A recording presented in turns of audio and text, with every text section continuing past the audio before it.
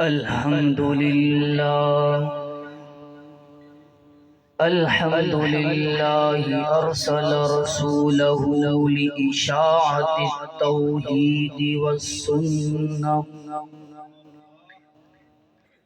والصلاة والسلام على خاتم الرسالة.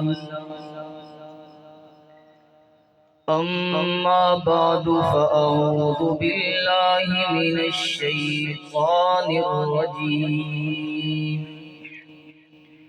بسم الله الرحمن الرحيم.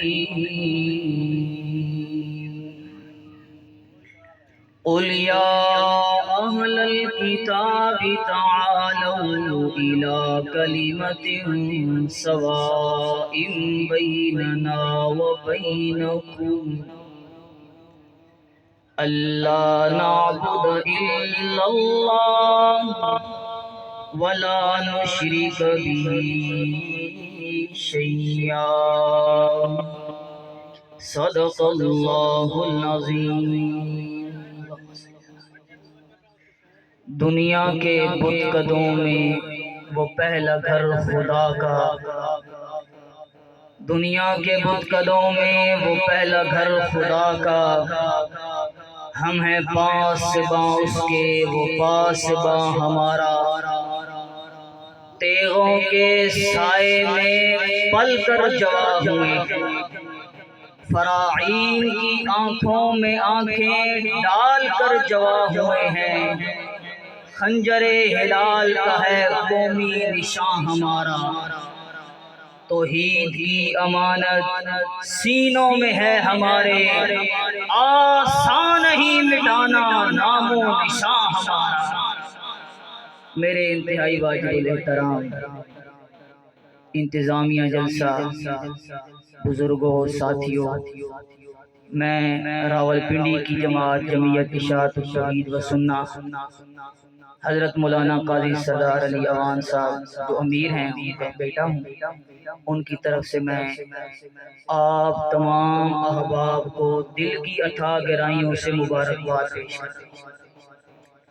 آپ لوگوں نے جماعت کے اس جلسے کو رکھ کر اور اس انداز میں رکھ کر آپ نے کلاگنگ نہیں بلکہ پورے پاکستان کو بتا دیا ہے کہ ہمارے اندر شیخ القرآن مولانا غلام اللہ خان رحمہ اللہ والی غیرت و حمیت ہے. ہمارے اندر سید عنایت اللہ شاہ بخاری رحمہ اللہ کا جذبہ ہے. ہمارے اندر شیخ حسین علی الوانی رحمہ اللہ کا اخلاص ہے. انشاءاللہ ہم توحیدی جہاں بیٹھ جائیں گے وہی جلسہ ہو جائے گا. کانفرنس کا عنوان ہے مشن رسالت، اور یہ بھی ہمیں فخر کرنا چاہیے. فخر کر کے کہتے ہیں ہماری جماعت وہ جماعت ہے جس کو اللہ نے وہ منصب دیا ہے، جس کو اللہ نے وہ مقام دیا ہے جو مقام کبھی اللہ اپنے پیغمبروں کو دیا کرتا تھا. آئے اللہ کے قرآن سے پوچھتے ہیں مشن رسالت ہے کیا؟ فرمایا قل یا اہل الکتاب تعالوا الی کلمہ سواء بیننا وبینکم. او اہل کتاب، او یہودیوں، او عیسائیوں، او میرے نبی کی مخالفت میں آنے والوں، قرآن کا اعلان سن لو. آ جاؤ ایک کلمے کی طرف، ایسا کلمہ ہو جو ہمارے اور تمہارے درمیان اتفاقی شک ہو. آؤ اتحاد کی طرف. ہم اختلاف نہیں چاہتے، ہم انتشار نہیں چاہتے، ہم بد امنی نہیں چاہتے، ہم فرقہ فرقہ ہونا نہیں چاہتے. آ جاؤ آ جاؤ ایک ایسے کلمے کی طرف آ جاؤ جو ہمارا اتحادی نقطہ ہو، ہمارا اتفاقی نقطہ ہو. بتائیں جی کیسے کریں گے اتحاد؟ کیا اپنے آپ کو بیچ ڈالیں گے، اپنے نظریے کو بیچ ڈالیں گے جیسے آج لوگ کرتے ہیں؟ نا نا نا نا. میرے نبی نے مشن رسالت سمجھایا، فرمایا اللہ نعبد الا اللہ توحید پر آ جاؤ، توحید پر آ جاؤ۔ اگر تم شرک پر رہو گے ہمارا تمہارا اتحاد نہیں، اگر تم شرک پر رہو گے ہمارا تمہارا اتفاق نہیں، اتفاق ہوگا تو اللہ کی توحید پر ہوگا۔ وَلَا يَتَّخِذَ بَعْضُنَا بَعْضًا أَرْبَابًا مِّن دُونِ اللَّهِ۔ یہ جو اپنے سرداروں کو خدا بنائے بیٹھے ہو، جی ہمارے اکابر نے کہہ دیا، ہمارے بڑوں نے کہہ دیا ہم ان کے ساتھ جائیں گے، اس طرف بھی ہماری جماعت کے لوگ ہیں، ہمارے لوگ ہیں، نا نا نا۔ وَلَا يَتَّخِذَ بَعْضُنَا بَعْضًا أَرْبَابًا مِّن دُونِ اللَّهِ۔ یہ ہے اتحادی نقطہ، اس پر آ جاؤ، مشن رسالت کو اپناؤ۔